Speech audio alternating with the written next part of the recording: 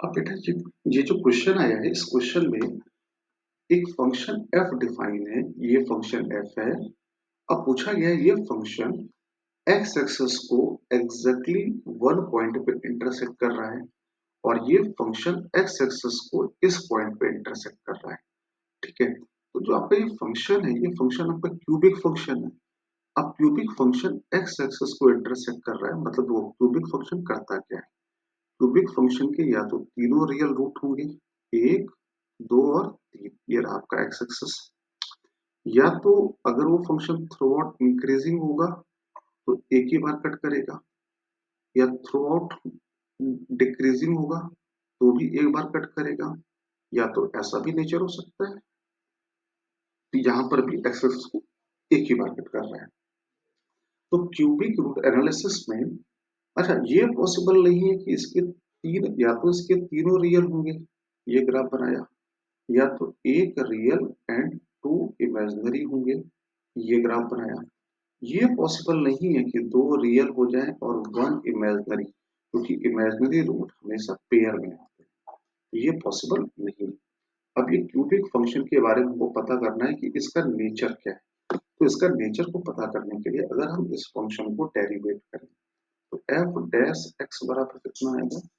12 root two x square minus 3 root 2। अब इसमें से कुछ कॉमन दिख रहा है, 3 रूट 2 कॉमन दिख रहा है, तो अंदर क्या बचा? 4x² minus 1। अब इसको जीरो से इक्वेट किया तो x equal to plus minus 1/2, ये दो आपके क्रिटिकल पॉइंट आ गए। This two are your critical point. अब क्रिटिकल पॉइंट को ये मैंने नंबर लाइन बनाई, नंबर लाइन किसकी है? Sign of f dash x की। ये -1/2 है, ये 1/2, करेक्ट। अब 1/2 से कोई बड़ा नंबर डाला आपने, मान लो आपने 1/2 से कोई भी बड़ा नंबर डाला, ये 0.5 है, आपने अगर 0.5 से बड़ा नंबर डाला तो एफ डैश एक्स का साइन कैसा आ रहा है? पॉजिटिव आ रहा है। -1/2 और 1/2 के बीच में कोई भी नंबर डालो, मान लो आपने 0 डाला तो ये नेगेटिव आ रहा है। मतलब कहने का कि आपका जो एफ डैश एक्स का ग्राफ है, -1/2 से 1/2 तक क्या करेगा? डिक्रीज करेगा। फिर 1/2 के बाद क्या करेगा? इंक्रीज करेगा। और आपका डोमेन क्या है? डोमेन प्रॉब्लम में लिखा है 1/2 से 1, तो 1/2 से 1 के बीच में ये ग्राफ क्या कर रहा है? थ्रू आउट इंक्रीज कर रहा है। कौन सा ग्राफ? एफ डैश एक्स का ग्राफ इस डोमेन में 1/2 से 1 के बीच में क्या कर रहा है?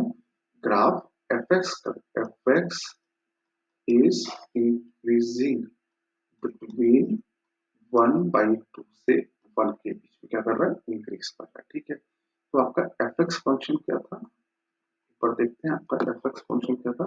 4√2x³ 4√2x³ minus 3√2x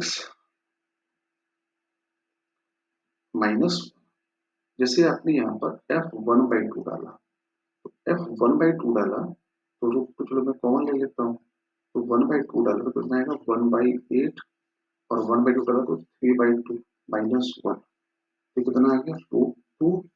1/2 minus 3/2 -1 मतलब f1/2 की वैल्यू क्या आ रही? नेगेटिव। और f1 की वैल्यू निकालो जरा एक बार, क्या आ रही? f1 की वैल्यू 4√2 माइनस 3√2 -1, तो कितना आया? √2 -1 कैसा आ गया? पॉजिटिव आ गया। मतलब f1/2 इंटू f1 की वैल्यू क्या आ रही? नेगेटिव आ रही। मतलब अगर हम ग्राफिकली समझे तो 1/2 पे वैल्यू नेगेटिव है, 1 पे वैल्यू पॉजिटिव है, मतलब इसके बीच में एक बार ये एक्स एक्सेस को इंटरसेक्ट कर रहा है एग्जैक्टली वंस, एग्जैक्टली वंस। ये ग्राफ कैसा है? थ्रू आउट इंक्रीजिंग ग्राफ है। तो आपका पहला जो ऑप्शन है, कौन सा ऑप्शन? द कर्व y बराबर fx intersect the x axis exactly one point, this one is correct. अब अगला क्या है? y बराबर intersect the x axis at this point.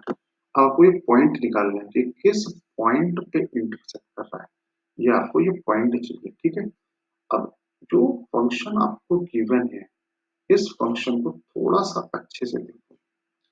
जब आप इसको मैं दोबारा लिखता हूँ एफ एक्स की value 4√2x³ -3√2x-1।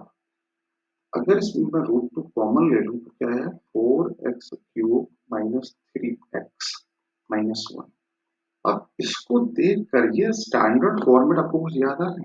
It is kind of a standard format.